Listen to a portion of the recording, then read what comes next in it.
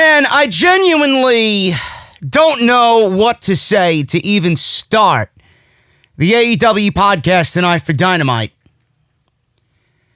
I don't want to come off sounding ranty. I don't want to come off sounding negative. I don't want to come off sounding insensitive because of what's going on in the world today. A lot of people are looking at both AEW and NXT, or WWE as far as Raw and SmackDown goes, to provide them entertainment during this difficult time that we're going through right now. Nobody knows what's going on. We are living in a world of uncertainty. We don't even know if there's going to be a wrestling show next week. As far as WWE is concerned, AEW, we don't even know if WrestleMania is still going to be ongoing on April 5th. Orlando could have a shutdown at any given moment. WWE should be embarrassed. WWE should be absolutely ashamed of the lack of creativity that they have showed us over the last week and a half. It's awful. It is absolutely downright embarrassing that WWE did nothing on Friday. That show was different. We didn't know what to expect. I don't think anybody really went into Friday Night SmackDown knowing how it was going to be with no crowd. Obviously, I came on here. I'm sure several other people came on their platforms and said the same thing that I did. You need some ambiance in that arena. You need some crowd reaction.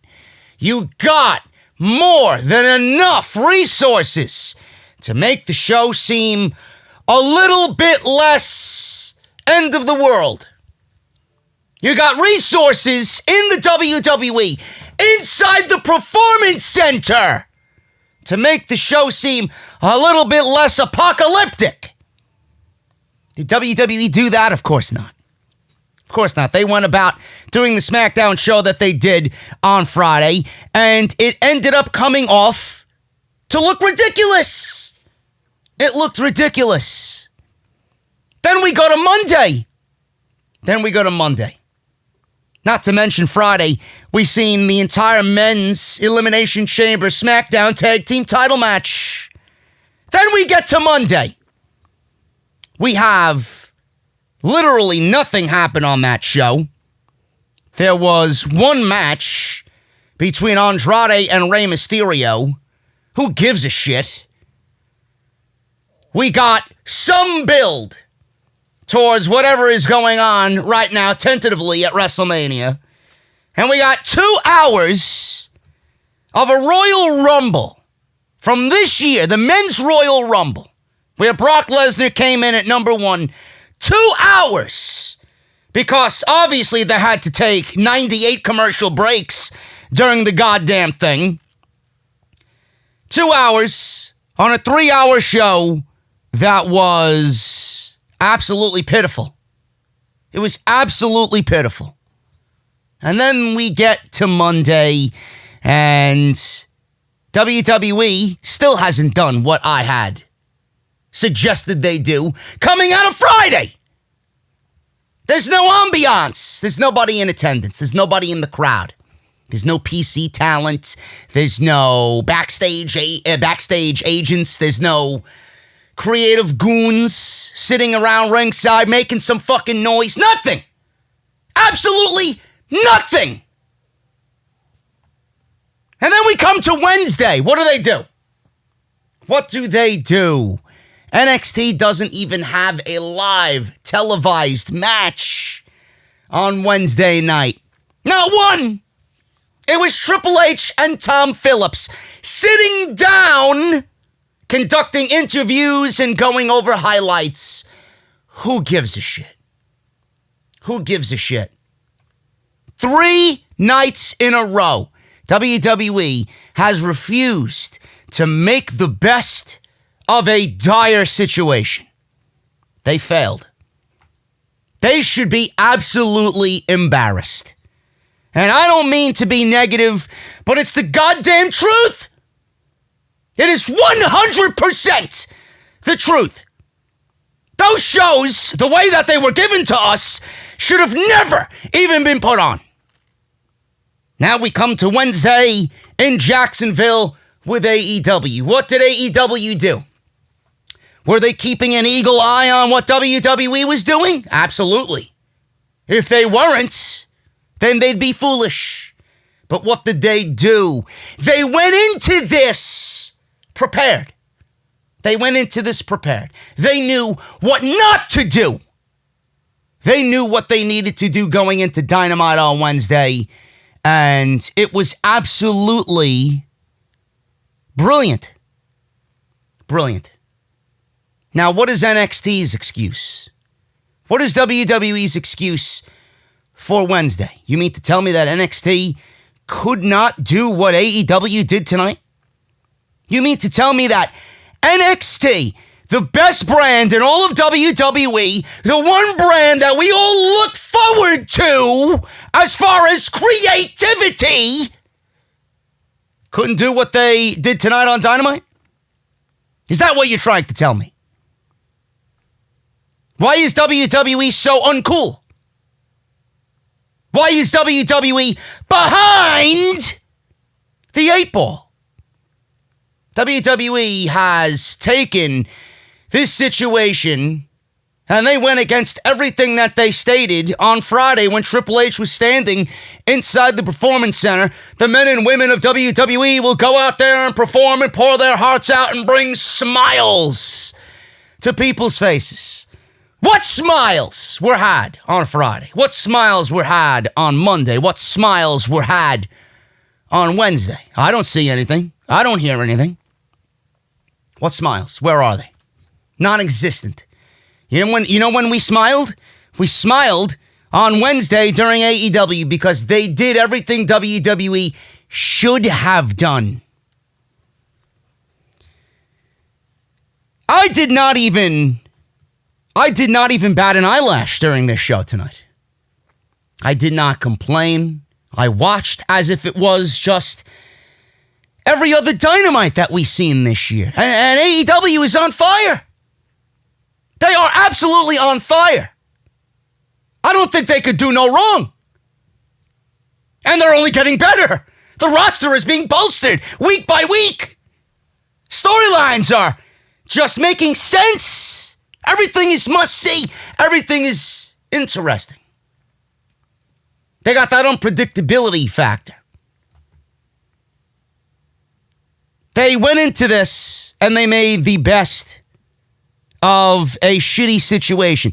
When you look at making the best of what we are going through right now, you're going to look at Dynamite. And for those people asking, well, what should WWE, what should have they done and went into this with? An idea, some creativity, some balls. How about making everything feel genuine, making everything feel alive? They just added to the overall depression on everybody during this shitty situation by what they did. AEW tonight, they were inside Daly's place. They had one spotlight on the ring. They blacked everything out. There was no empty seats to be seen. Every part of that arena was blacked out. There was no lights anywhere except where it mattered most. They had heels and baby faces on both sides of the ring. Baby faces on the right, the heels on the left. You want to know how much AEW went into detail?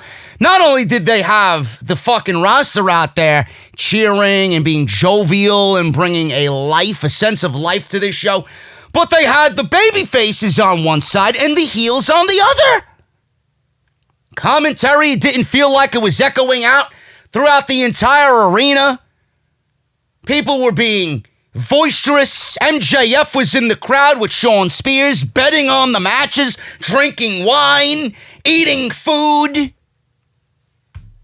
Everybody was having a good time, cheering for their buddies, cheering for their fan favorites. They put on a show as if it really wasn't a dire situation. They went about business like they usually go about business. They didn't want to take a night off. They didn't want to take any nights off. AEW Dynamite set was there with the big screen and the big cage on the stage, the 2 tunnels, fireworks. This was a full-blown production of Dynamite tonight. In WWE, they could not even produce a wrestling show. WrestleMania season. They could not produce a SmackDown and a Raw on the road to WrestleMania that made WrestleMania feel any less dire. They knew that the world was coming down around them, and they just added to that overall stress. They didn't do anything to change a goddamn thing. Meanwhile, Dynamite and Cody and Tony Khan and everybody involved with this show, they went about Dynamite as if there was no pandemic. They built towards their next Dynamite, whenever that may be, but they built towards the next Dynamite. They did not take the easy way out. They could have easily shown Revolution tonight, but they didn't, because they fucking care. WWE does not care. Shame on them. Shame on them. They should be fucking embarrassed, to be honest with you. This show was great tonight. Absolutely great. Nothing stopped. Nothing stopped. Brodie Lee, he was revealed as the Exalted One in the Dark Order. Everybody, including myself, was saying, oh, it's Matt Hardy. Teases up and down social media. Oh, it's Matt Hardy.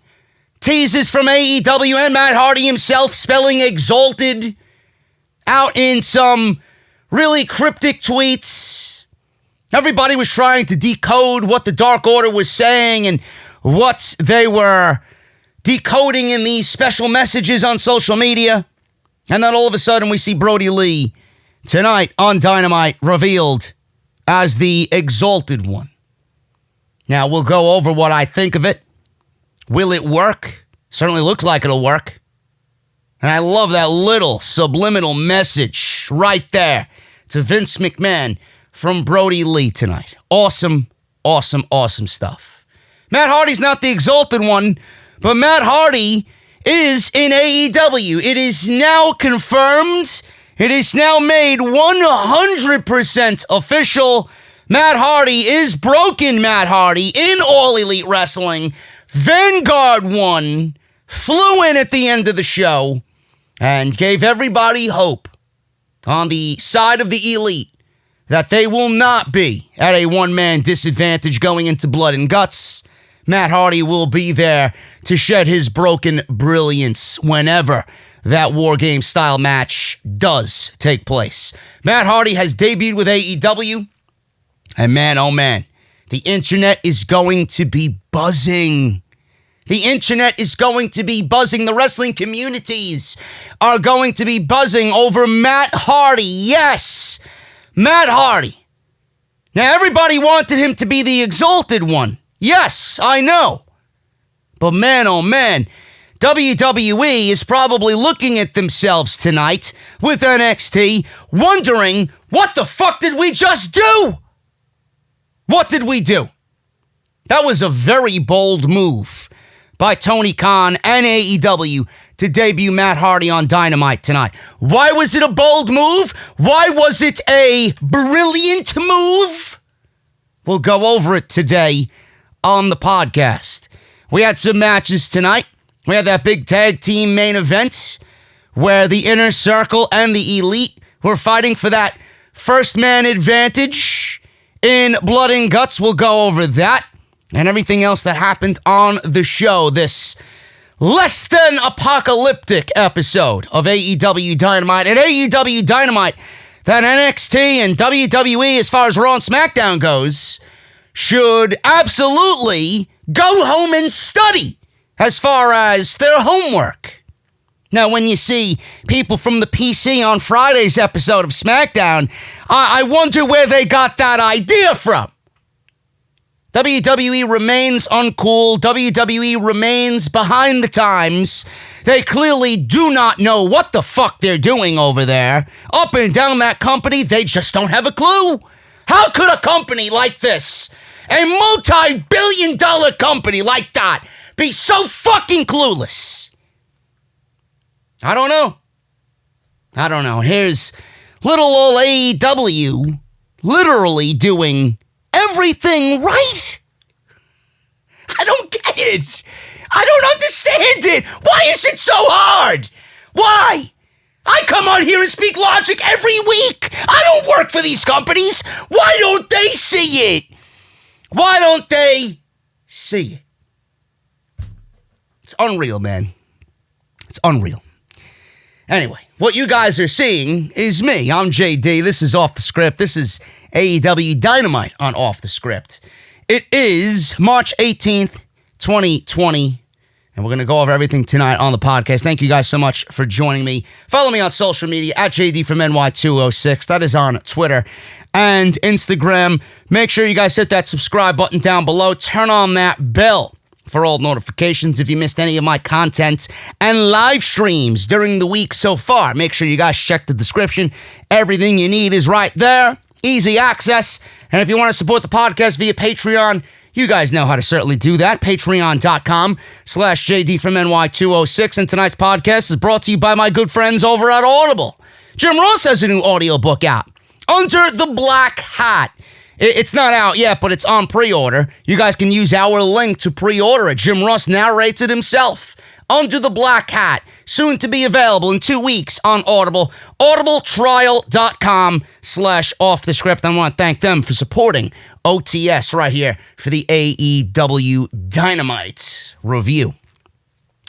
Cody started the show off. He was in the middle of the ring. It was a darkened Daily's Place, like I said. I loved the setup for Dynamite tonight. They blacked out most of the arena except for what is going on in that ring. Stage was very simple. There was no elaborate stage. There was no ramp. It was a very simple setup. You got the big screen. You got the two tunnels. It's business as usual for Dynamite, but I loved how they blanked everything out. And it wasn't an eyesore. When you watched NXT and you watched WWE Raw and SmackDown, it was the vibe of just that cold, empty, lifeless arena that you really couldn't get past. It's like, what am I doing watching this? Seriously. There's no noise, there's no ambiance, there's no life. You got Michael Cole and the rest of the commentary team doing what they usually do. You got Tom Phillips on Monday with Byron Saxton and Jerry the King Lawler just talking amongst themselves with no life in that arena. It was like I was watching a WWE tryout. That's not what I want to watch on my TV. Now, I appreciate all the men and women that went out there and performed under the circumstances that they were given. But man, oh man, WWE did them no justice to throw them out there. How much different would it have been for them mentally if they were out there in front of their peers instead of nobody? At least then they could have some adrenaline pumping and some energy into what they were doing. They went out there in front of nobody. They performed in front of nobody. The stories at that point meant nothing. The build to whatever they were doing meant nothing. So why even bother? Why even bother? This was perfect. Absolutely perfect. Cody, believe it or not, looked into the fucking camera. He was talking to you and I. He was talking to us at home.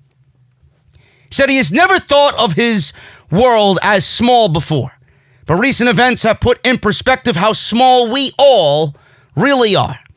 He said it has been clarified how big and how important the service they provide is. He said there is irony in what he is about to ask, but he's about to ask three of the best athletes in the world to discard their petty differences and stand together. Right out of the gate, Cody is telling stories. And AEW is not taking the easy way out and showing highlights about how they got where they got, how we got here. They didn't show highlights from Revolution. They didn't show highlights from past episodes of Dynamite. It's about the now and what we're doing for Blood and Guts. I love it. So the irony is what he's about to ask, and he wants the Elite to come out. He said human beings in 2020 need to stand together. And for many of us, that means standing at a distance. Social distancing, folks. I think it's complete bullshit, but whatever. So the camera panned around him to showcase the darkness of the arena. We have to be informed, and we have to be held responsible by health and science, but there is a profound difference in that versus living in a prison of fear. I refuse to live in fear because that's not living at all. There you go. You want how Cody feels about this shit? There you go. And I stand with Cody on this situation, and I hope you feel alive. Said he knows Matt Jackson is listening, and besides Tony Khan, he is most responsible for AEW even existing. He said he's a tag team specialist and an absolute tag team monster, but that doesn't mean anything is owed to him, and he has to work harder. He said they shouldn't want that anger, so he needs his older brother's wisdom. He asked him to carry Nick's heart into the match so they can win at Blood and Guts. He said he is tired of defending Hangman Page. He said he has touted his skills in interviews that he's the best wrestler in all of the Elite. He said he has a scary combination of cruiserweight skill and heavyweight power. He said both of them have lost to Jericho, but he asked Page to get over it.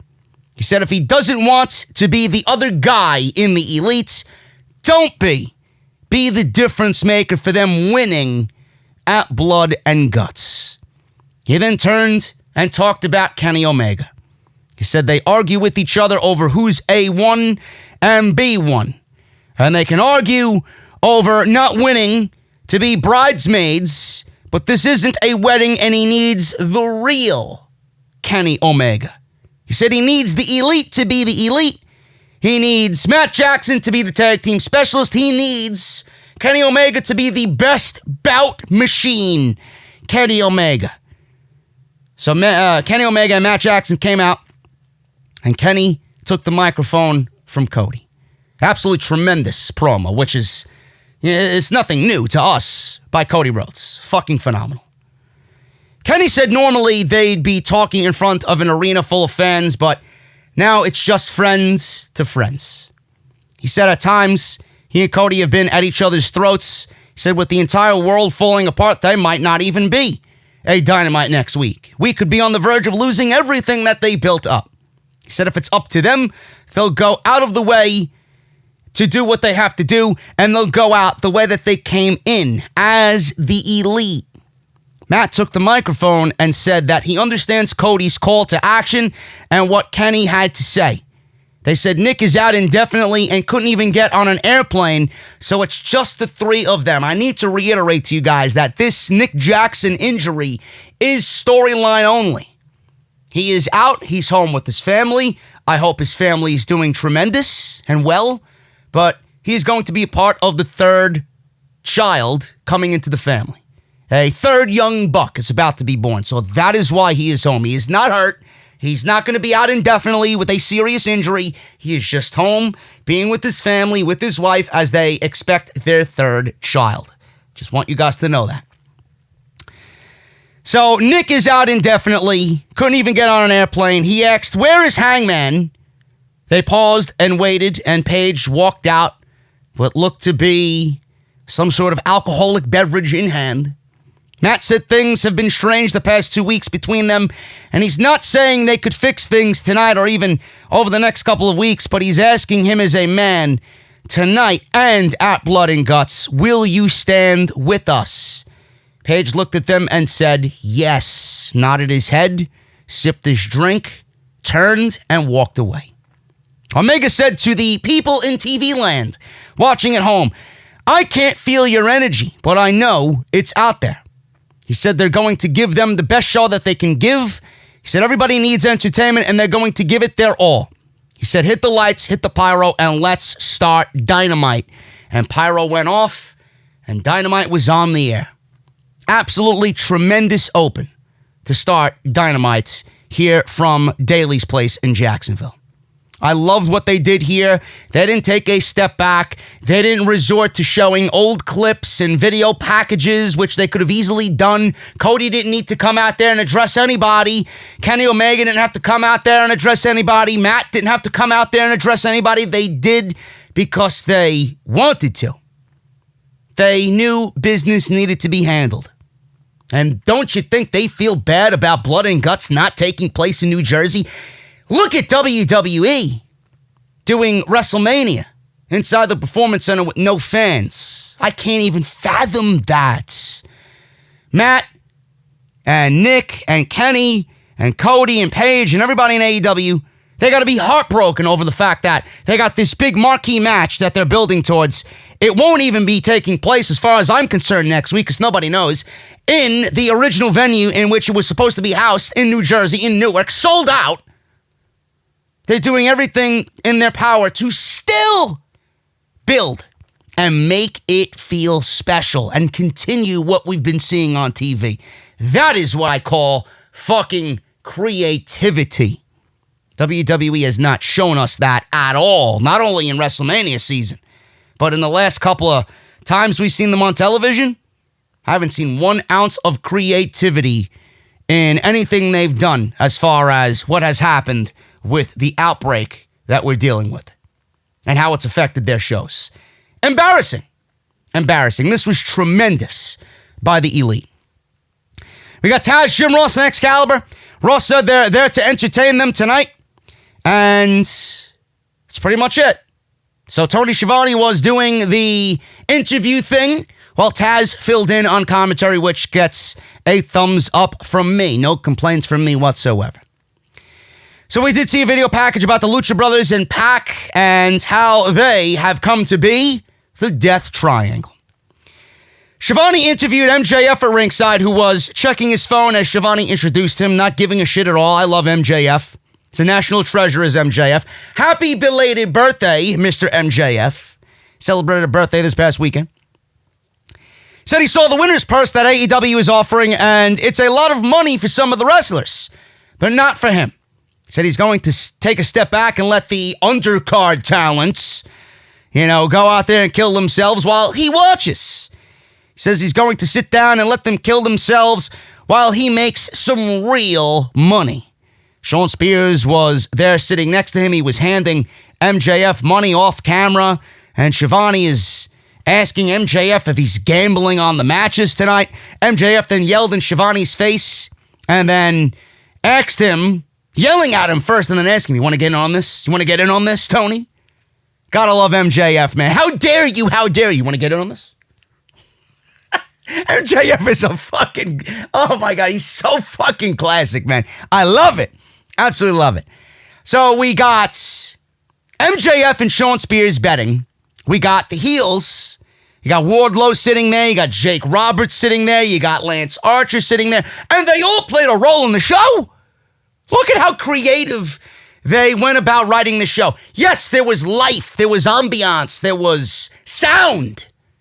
So we didn't have to hear the empty fucking walls of Daly's Place. You had on the babyface side, SCU, Sonny Kiss, Joey Janela, Colt Cabana was out there.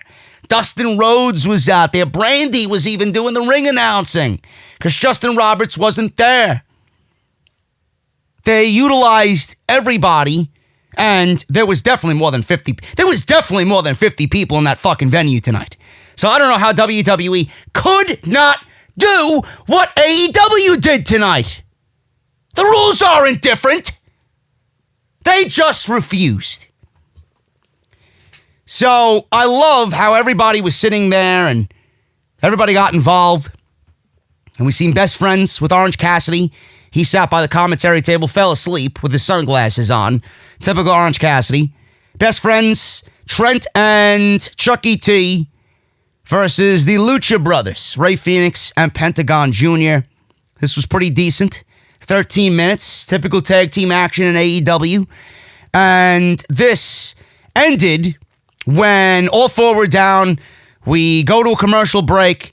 They stayed with the action on a split-screen commercial. Spears and MJF were standing and having an intense conversation, betting. I think MJF was going with the Lucha Brothers, and Shawn Spears were going with the Best Friends. So that's that. So Best Friends went in for a hug and stopped a few feet apart. They tapped elbows because social distancing, bro. Social distancing. And then they were attacked by the Lucha Brothers. Cassidy got up from his chair at the commentary table. Trent knocked the Lucha Brothers to ringside and then held him in place for Cassidy to do his trust dive off the stage. Back in the ring, Chucky T gave Pentagon a pile driver.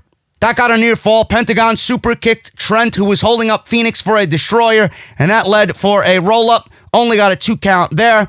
The Lucha Brothers then landed a top rope dropkick package pile driver combo for the pinfall, and that was it. The Best Friends came in at number 4 ranked in the tag team division. They obviously took a hit here with this loss. The Lucha Brothers win over the Best Friends.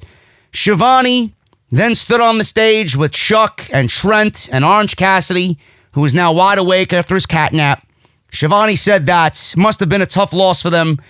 He said the Death Triangle are making a big impact. Chucky T said they kicked his partner in the dick when the referee wasn't looking, so he challenged the Death Triangle to a street fight. So Trent was holding his crotch, selling the dick shot, and he said, yeah, in a street fight. Meet me in the parking lot next week on Dynamite. So it's going to be Best Friends versus the Death Triangle in a backlot brawl or a backlot street fight on Dynamite. Should be fun. Sign me up. Love it. Some nice storyline progression here between two of AEW's top 3-man groups. Penelope Ford with Kip Sabian versus Riho, Hikaru Shida, and Kris Statlander. This one was pretty sloppy. And I would say, out of everybody here, Penelope Ford is the one I was looking forward to most. She didn't have the best night. She looked a little lost in there in the 10 minutes that this match was. She looked a little lost out there is the best way for me to put it. She did not have a good night. Now, I know that she is pretty decent in what she does. She's very acrobatic and very athletic. It is a very difficult thing to have women like that who really aren't. I would say Riho is probably the best out of all of them.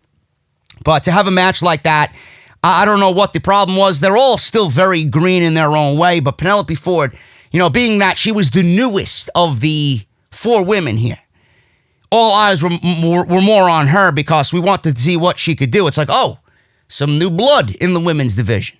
AEW's pushing Penelope Ford. Let's see what she could do. She didn't really have a good night. So we had Sabian interfering here on behalf of Penelope Ford, obviously. Riho gave him a running knee to knock him off the apron. Statlander dropped Riho onto Shida. Ford then gave Statlander a poison rana, which I thought she was going to fuck up immensely, but she pulled it off, and it looked very good. Shida and Statlander battled. Shida drop-kicking Statlander in the back as she went for a handspring elbow. Then Shida hit a Falcon's arrow for a 2, and then a running knee right to the jaw for the win. And Shida got the win here in the Fatal 4-Way. Don't know what this does, but obviously, and as we've seen in the weeks prior, Hikaru Shida is definitely going to be the number 1 contender for the Women's Championship, if not already. So it looks like she is well on her way to battling Nyla Rose for the AEW Women's Championship. Tony Schiavone interviewed Colt Cabana at ringside. They agreed it felt weird being in the empty arena, but the show must go on. Colt said he's scouting from the front row. I don't have to pay for a seat. They're paying for me to sit here. He touted Penelope Ford's performance. He's very high on Penelope Ford, he says. Said she lost the match and would be better if she wasn't scheming with her boyfriend the whole match. Sabian then obviously heard what Colt Cabana was saying because how could he not? Colt asked if he wants to fight. Kip started shoving him. Colt slapped him in the face. Kip agreed to fight, and then he ran off with Penelope Ford and did nothing after the slap to the face by Colt Cabana. So we got Tony Schiavone and Jon Moxley outside earlier in the day in the parking lot with his Ford GT, which is great. Love the baby blue on that. Moxley was showing off the car that he accepted from Jericho, which was the Ford GT. Schiavone said he's not medically cleared and he's on the do not enter list. Moxley said they don't understand I go where I want to go when I want to go. So medically cleared, he says. What is medically cleared? When have I ever been medically cleared in my entire career? He said they have enough problems. They don't need him punching any cops.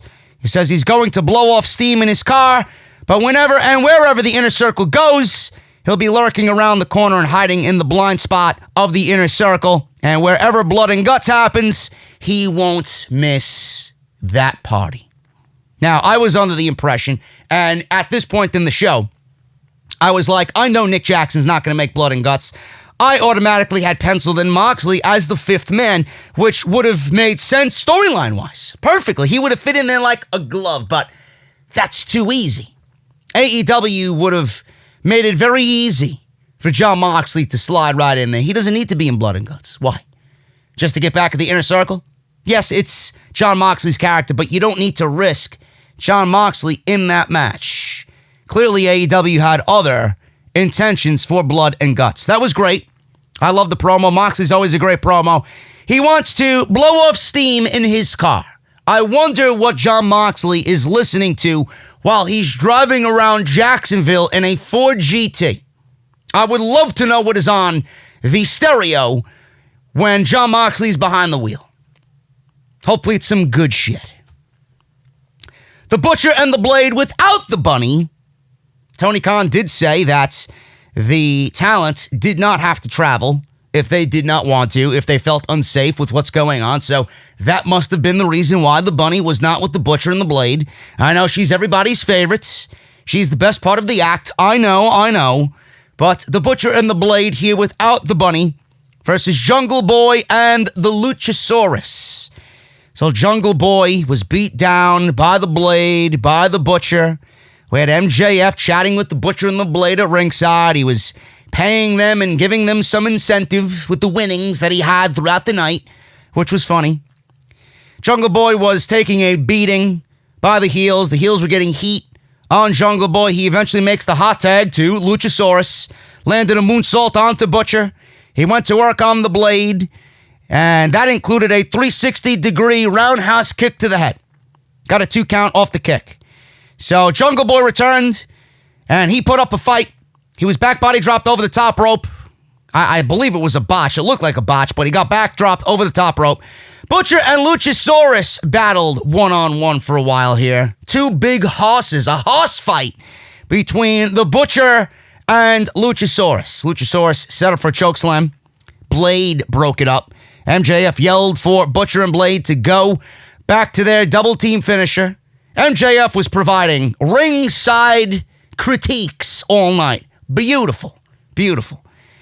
So the distraction opened up a comeback by Jungle Boy and Luchasaurus. They finished Blade with a double-team neckbreaker slam, and the Jurassic Express wins in 13 minutes over the Butcher and the Blade.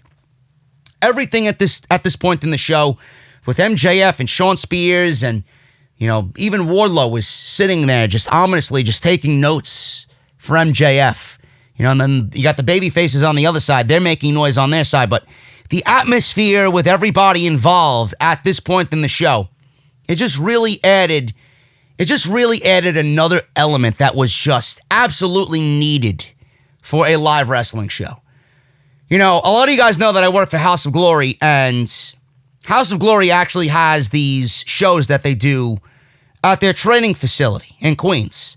And they put on shows between the talent and the students there that are training. They're called Underground Glory, right? And no matter who's in the ring, no matter what men or women are in the ring training, you always have the students and those training around ringside, adding a level of ambiance and energy to what is being produced in the ring. That's exactly the vibe that these shows needed if they were going to go and produce these shows live in this capacity. This was great. I cannot praise this enough. So I'm glad whether AEW looked at what WWE did wrong and wanted to avoid that, or they had this mentality going in and realized that, listen, I don't want to put on a live show with no fucking sound. I don't want to add to the eeriness and the depression that everybody is just feeling with everything going on. I need to bring some energy and some life into the show, and that's exactly what they did. Fucking phenomenal. The Dark Order. I didn't think they were going to do it tonight. I really didn't think they were going to do it tonight. The Dark Order made their way to the ring. Evil Uno, Stu Grayson, and Alex Reynolds with John Silver. Excalibur said that they have promised to reveal the Exalted One's identity. Jim Ross said, allegedly. Allegedly. I didn't think we were going to get it tonight. I didn't think they were going to do it, but Evil Uno said, when he promises something, he delivers. His word is golden. AEW could have backtracked and rewritten the show. This was supposed to be in Rochester, New York. They could have backtracked and rewritten the show and delayed plans when things got back to normal, but they didn't. They didn't do that. They went on with the show that they had planned. It was in a different venue, and this was what we were going to get on this night. And I commend them for that. I commend them for not backing down and succumbing to what is going on. Because we were advertised to see the Exalted One, and we got the Exalted One tonight. So Evil Uno's in the ring. Uno said the Exalted One is present, and tonight their eyes will all open, and they will see what he sees. He said he never lies and never breaks a promise. He said they're one, and the Exalted One is near. He repeated himself 2 more times, because that's what the Dark Order does. Daniels and Kazarian, who were sitting on the babyface side of the barricade, they get up. Like I said, everybody at ringside played a role. The majority of everybody played a role in the show. They get up. They get a microphone. They go into the ring or stand on the stage, and they interrupt the Dark Order. Daniels asked him to stop running his mouth. He says it's been like this for months, and he's sick of these lies. He says he hasn't made the lives of Reynolds or Silver better. All you've done is wasted our time and these people's time watching at home.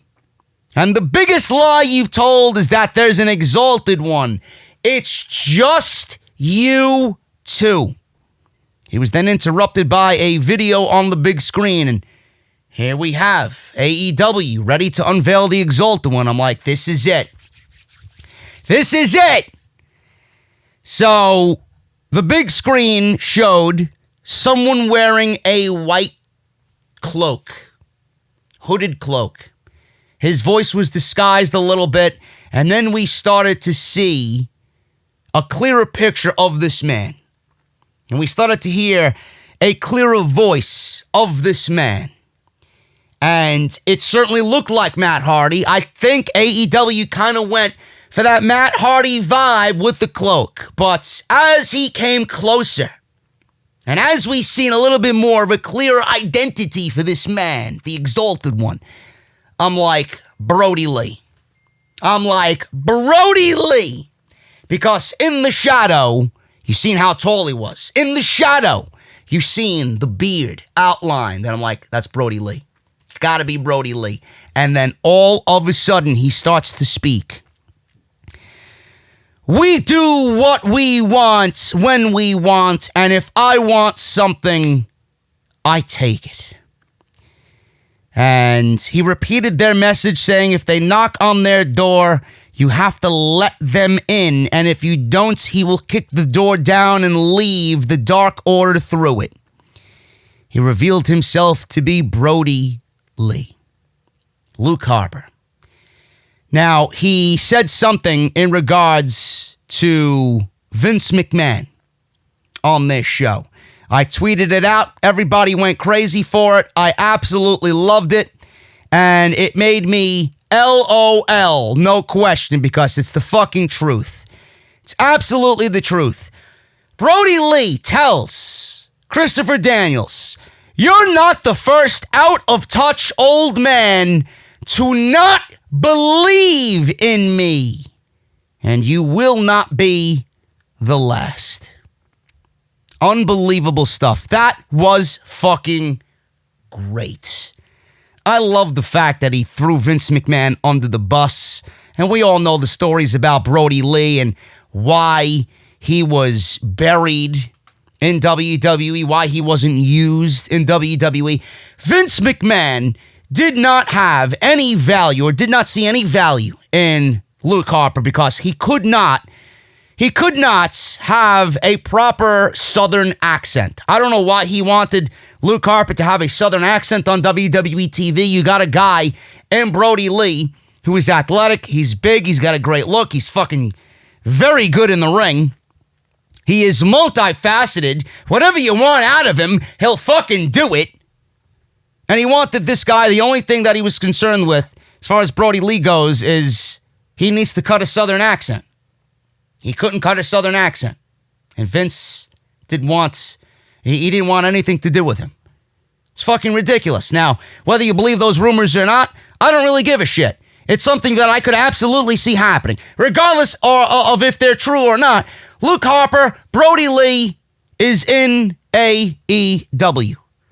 So then we go back into the ring. He was in the ring. He stood behind Daniels and Kazarian, and he kicked Daniels in the head. Uno and Grayson attacked Kazarian. Taz says it wasn't a lie, it was indeed a fact, and there is an Exalted One. The only part of this that I did not like is the fact that, and it's not even their fault, so I can't really blame AEW for this, but I'm glad that they went on with the show and that they advertised the Exalted One and we still got it. I wonder what it could have been if Brodie Lee came out in Rochester, New York, and was in that crowd, and that arena was packed tonight in New York. And Brodie Lee was in the ring doing what he did here tonight to SCU, and I would have loved to see the reaction that Brodie Lee would have gotten. You know, it would have been it would have been a great moment because we've seen where Luke Harper came from. You know, we know what Luke Harper had kind of been through, and, you know, we seen him struggle with the last several months of his contract and just do nothing, right? And it was a great way to introduce him. Looking back at it, this is the right decision. Brodie Lee with the Dark Order, Lance Archer with Jake the Snake Roberts, and Matt Hardy being broken Matt Hardy on his own. This would have been some people's ways to go about it. Some people did not agree with my take on Lance Archer. A lot of you guys wanted Brodie Lee to be a part of the Cody storyline with Jake the Snake Roberts. I think Lance Archer fits that better because a lot of people don't know who Lance Archer is. I love the way Lance Archer debuted. You didn't need Lance Archer to have this big monumental debut. Who's Lance Archer to these people? Nobody. Nobody knows Lance Archer. In the AEW realm, yeah, they do. But to a casual fan, you got to ease him in. To a casual fan, you got to pair him with somebody that all the casuals know, in Jake the Snake. So that pairing is brilliant. Lance Archer's not over in America. He will be over when he's with Jake the Snake Roberts. He looks great when Jake is cutting phenomenal fucking promos, standing next to him. That is a great pairing. I don't think Brodie Lee would have fit that. He would have fit it, but he wouldn't fit it as well. Just theoretically. Now, Matt Hardy and Brodie Lee, that would leave the last two guys that AEW is going to debut. Everybody said Matt Hardy, including me, is the Exalted One. Would it have worked? Yes. Would it have made the Dark Order bigger than they are? Yes. Absolutely. But does it make sense for Matt Hardy to be the Exalted One? Looking back at it now after what we've seen, it could have worked. But would it have worked better than Brodie Lee? I don't think so. I don't think so. Matt Hardy is so over. Fans want to love him. Fans want to cheer him. Brodie Lee fits the Dark Order very well. I actually said I didn't really see Brodie Lee as a leader or in that leadership role. I could be proved wrong. He looked great. He looked to be the best I've ever seen him tonight. Just physically. And clearly, he said the right things. The promo we cut was great. Everything he said, I believed. He sounded legit. So, I think this is going to work. And Brodie Lee is a big enough name that he's not Matt Hardy big, but he's a big enough name where he will bring credibility to the Dark Order. Now the Dark Order could finally be taken seriously, because when you look at Brodie Lee, you're gonna take him seriously. When Brodie Lee speaks, you're going to take him seriously. And I'm glad I'm proved wrong, because I didn't see him in that role. If it works out for him, this could be a rebirth for Brodie Lee. And man, does he deserve it. Matt Hardy could have worked, but Matt Hardy is so much bigger than the Dark Order. You might not want to suppress Matt Hardy at all. You want Matt Hardy to be Matt Hardy, but more importantly, you want Matt Hardy to get back to what he was doing before he went back to the WWE when he was with Impact. That's the Matt Hardy they need. That's the Matt Hardy that they need to generate business and ratings for AEW. And I know that he will. This is going to be awesome. The Exalted One has been unveiled, and Brodie Lee is now the leader of the Dark Order. Back at ringside, Shivani interviewed Jake and Lance Archer. Shivani tried to ask Archer a question, but Jake grabbed the microphone and said he's not there to talk. He said they gave Cody a little respect, and they got nothing in return. He said he's a Hall of Famer, and they should pay attention to him. He said they don't play games, and he should be worried about what he got himself into. Jake said it's one thing to try and stay out of harm's way, but ignoring them is like spitting in his face. We will not have that, he said. He said he heard his friends out there earlier bitching like who's going to prom. He challenged them to try to shut them up. I don't think you can. Cody, it's time for you to stand up and face the man. Jake then said they didn't want this to turn into something personal, but it already has. He said he had his chance to meet them straight on, but now they will get their attention the hard way. Think about it. And he walked away.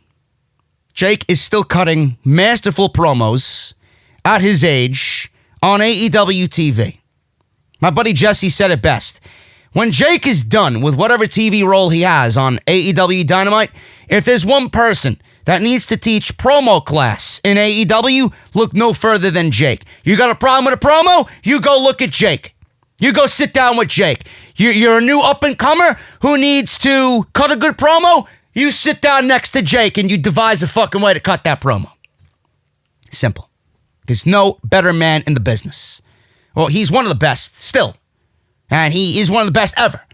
So much so that I actually went back and rewatched some of his classics with Macho Man just to hear and see and dissect how visceral and how intimidating and how real Jake the Snake Roberts was back in the early 90s.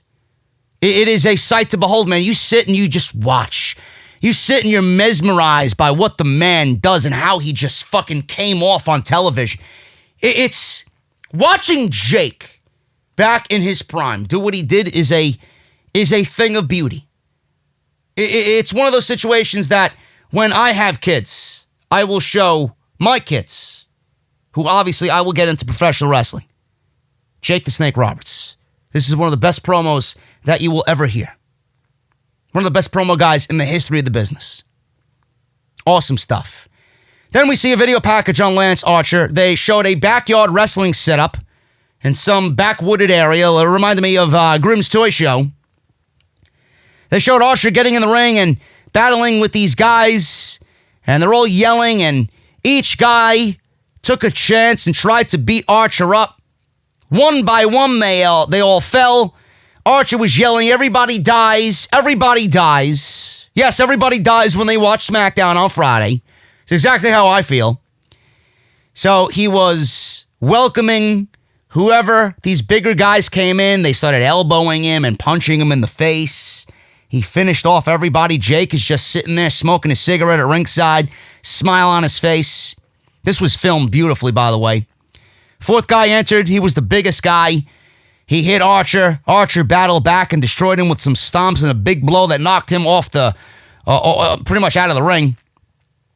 Everybody else from ringside entered, and he took them all down, and then you see this aerial shot of just bodies laid about and Archer standing in the middle of the ring, man. So fucking great. Then some other guy came up to Archer at the end of this thing and yelled, "Asshole!" Archer beat him up and chokeslammed him on top of a hood of a broken down vehicle in this wooded area. Some really good stuff, man. Some really good stuff here by Lance Archer. If you don't know the type of vibe Lance Archer is going to have, that video package told you everything you needed to know. Simple. So we got the Inner Circle making their entrance without Chris Jericho. We got Santana, Ortiz. We got Jake Hager with Sammy. We got Billy Gunn and his son sitting at ringside. And this is the match, the main events, that will determine the one-man advantage inside Blood and Guts. Jericho eventually made his ring entrance, and Sammy Guevara grabbed the microphone and sang along to Judas. He was completely over the top. It sounded like he messed up some lyrics, which I don't know how you could. I really don't know how you can mess up the fucking lyrics, or maybe he did it on purpose. If you're in the Inner Circle, that should be priority number one. Know the lyrics to Judas. And he was humming and singing and forgetting the lyrics, just like all these fucking slobs in the crowd usually do, right? They always go right for the chorus. And then Sammy started singing the chorus. He was completely out of tune. He was singing faster than the theme music was playing. Taz says, thank God he can wrestle, because he certainly can't sing. So he kept singing after the music stopped, and Jericho joined the announce team by ringside. So that's that. That was awesome. Still, everybody was having fun. It was a lively atmosphere. Everybody was there to make everything feel a little less apocalyptic, like I said. This was great. It was great. Triple H did a phenomenal job on Friday. I said Triple H was the best part of the show. We needed more of that. We needed a bunch of Triple H's sitting at ringside on Friday. WWE, hopefully, they could get their shit together and do the right thing on Friday for SmackDown. Inner Circle, Santana, Ortiz, and Jake Hager with Sammy Guevara, with Jericho at the commentary table versus the Elites. It was Matt Jackson, Cody Rhodes, and Adam Hangman Page. So, obviously, these matches, when it determines a War Games, most of the time, it's the heels that get the one-man advantage. Unless WWE or AEW wants to flip the switch and do something different. Normally, it is the baby faces working from behind in that type of atmosphere. So, I knew going into this that the heels were going to end up winning and getting the one-man advantage. So, Cody was being completely beaten down. He got heat on him. He made the hot tag to Page. Page and Matt Jackson, they showed some frustrations early, and then they were both on the same page. So Page gets the hot tag as Ortiz just tags in. Page hit rapid-fire offense against everybody, went crazy. He slung himself over the top rope onto Hager, landed a sliding lariat to Santana in the ring. Ortiz broke it up. Cody then dove through the ropes onto Ortiz at ringside and then threw him into MJF. So, again, like I mentioned, everybody sitting at ringside, they played a small part in the show, whether it was comic relief or whether they physically got involved with the show or if it was an interview with Shivani.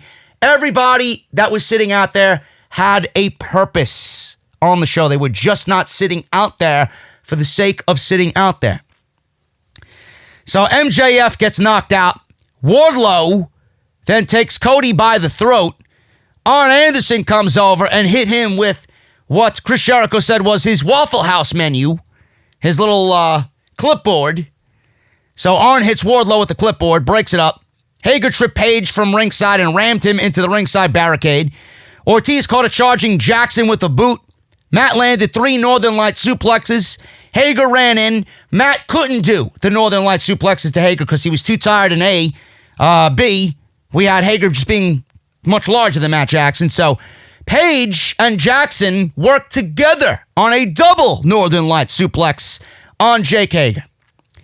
So Jackson then set up for the Indie Taker. Page was going to be the one who springboards off the top rope, but Hager yanked his legs out from underneath him.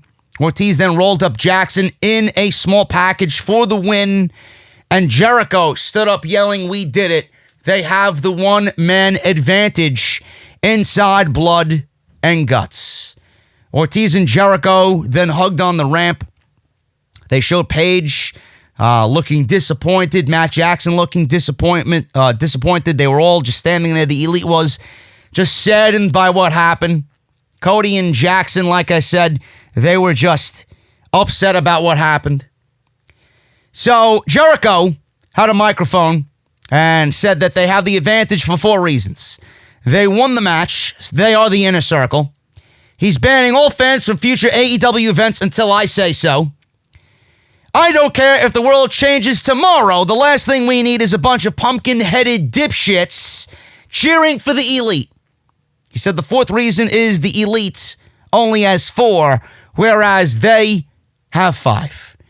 So Kenny and everybody that was there, Dustin was there, and they were all just yelling shit at the Inner Circle.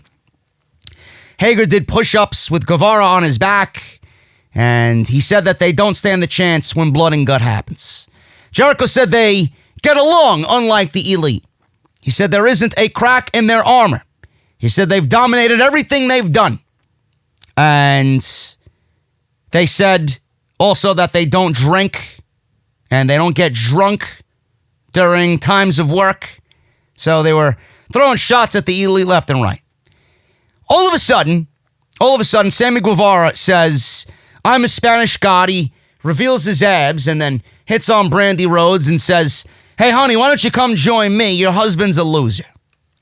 All of a sudden, we hear this buzzing noise come out from the distance, and it's fucking Vanguard 1.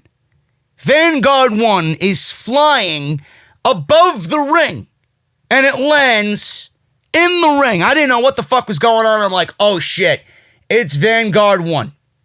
Vanguard 1 lowers into the ring. And then Nick Jackson said they're not outnumbered because he made a phone call to a friend who owed him a favor. Then the big screen showed Matt Hardy standing in the back in the darkness with the spotlight on him.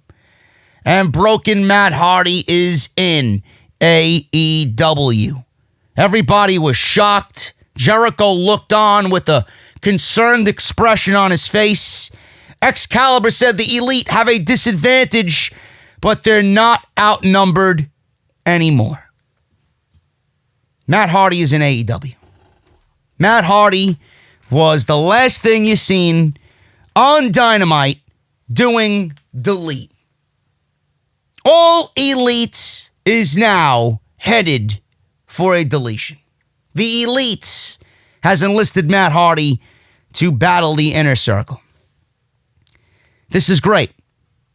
Absolutely great. I did not expect Matt Hardy on this show tonight. After we got Brodie Lee, the last thing I was thinking about was Matt Hardy.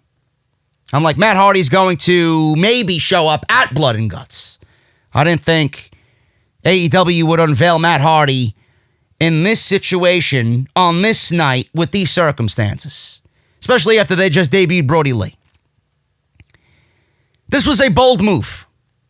Matt Hardy debuting on tonight's show was a bold move. Why was it a bold move? Imagine that pop that Matt Hardy would have gotten if everything was normal on this night. Can you imagine that? And it's going to happen eventually. Everybody's going to explode live when we have actually a live audience for Dynamite. When there's a live audience for Dynamite, they're going to explode for Matt Hardy. AEW made a very bold yet brilliant move with Matt Hardy debuting tonight.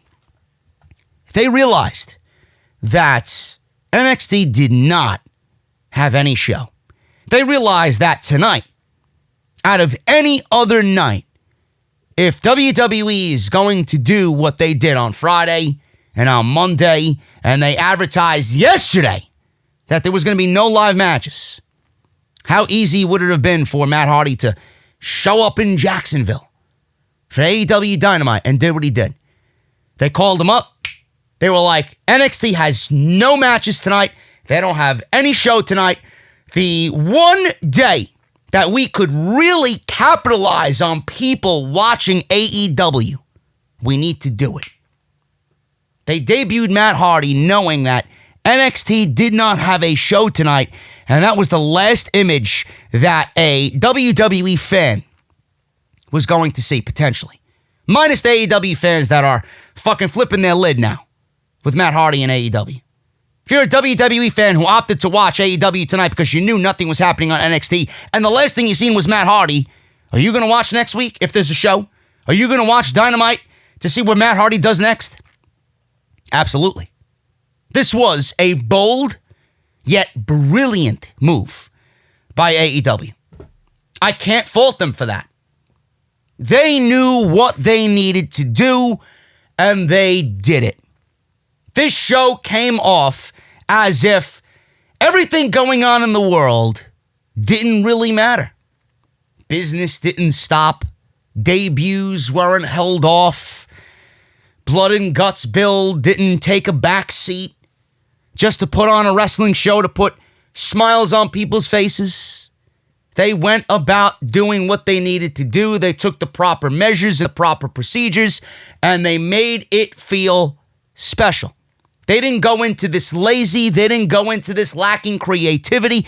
They went into it having fun. They went into it continuing to build what they have been doing and telling storyline-wise in the weeks leading up to this.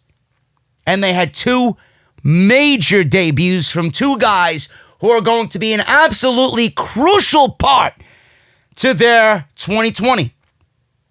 Matt Hardy and AEW debuting on this night. Bold, yet brilliant move by All Elite Wrestling. And I hope to have more on Matt Hardy and Brodie Lee this weekend on Off the Script. Absolutely fantastic show tonight.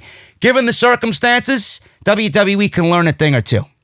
And hopefully they make the proper changes to make their shows feel a little bit more organic instead of doom and gloom and just putting on the shows for the sake of putting on the shows. It's as if WWE is putting on a show when they don't want to, just for the sake of putting on a show.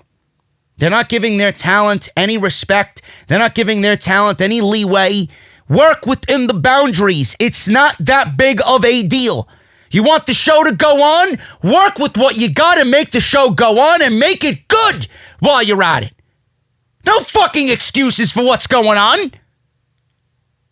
AEW clearly didn't take a fucking backseat and skimp on the show. Why should you? Why should you? This was a great show tonight. And everybody watching, you got to start giving AEW their credit and their props. Matt Hardy debuting bold yet brilliant maneuver. Guys, I'm getting out of here. Make sure you follow me on social media at JD from NY206. Hit that subscribe button down below. Turn on that bell for all notifications. If you missed any of the content and the live streams that I did this week, links are down below. Patreon.com/JD from NY206. And if you guys want a programming note, make sure you guys check out whatever I do tomorrow. I'll probably be live streaming Resident Evil 3. The demo comes out tomorrow. There will be no NXT show. There will be no NXT review. There is no show to review. So everybody asking for an NXT review or JD go over the interviews that they did. No, I'm not talking anything about NXT.